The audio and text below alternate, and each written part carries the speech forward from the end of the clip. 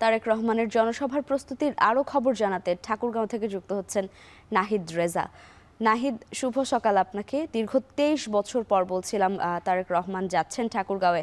ঠাকুরগাঁও জেলা কতটা প্রস্তুত এই জনসভা নিয়ে?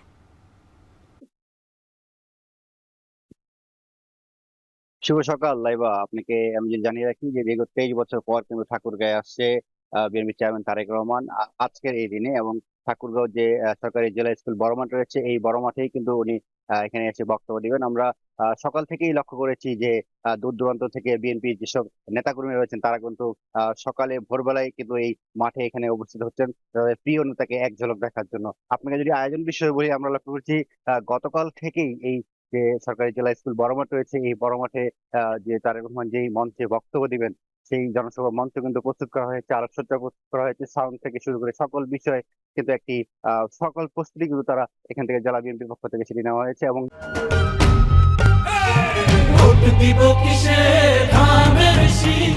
নেতাকর্মীদের মধ্যে যে তারেক রহমান যে আসছে এই আগমনকে ঘিরে ব্যাপক উচ্ছ্বাস আমরা লক্ষ্য করেছি। বিভিন্ন ধরনের মিছিল, তারা আনন্দ মিছিল করতে দেখা গেছে। এছাড়া আজকে সকালের কথা যদি বলি, যদিও ঠান্ডা কিছুটা রয়েছে, এরপরও দূর দূরান্ত থেকে ইউনিয়ন পর্যায় থেকে শুরু করে বিএনপির সর্বস্তরের নেতাকর্মীরা কিন্তু এখানে আসতে শুরু করেছেন।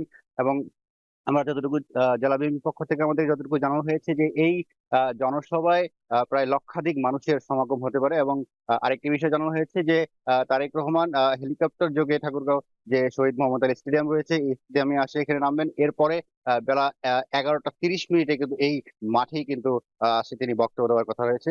সর্বোপরি যদি বলি, নেতাকর্মীদের মধ্যে একটি আনন্দ উচ্ছ্বাস বিরাজ করছে। এবং একদিকে যেমন নেতাকর্মীরা আনন্দে রয়েছে, অপরদিকে নেতাকর্মীর পাশাপাশি ঠাকুরগাঁও সর্বস্তরের মানুষ কিন্তু অপেক্ষা রয়েছেন যে কখন তারেক রহমান এই মঞ্চে এসে বক্তব্য দেবেন এবং ঠাকুরগাঁয়ের মানুষের জেলার উন্নয়নের জন্য আসলে কি ধরনের তিনি প্রতিশ্রুতি দিবেন।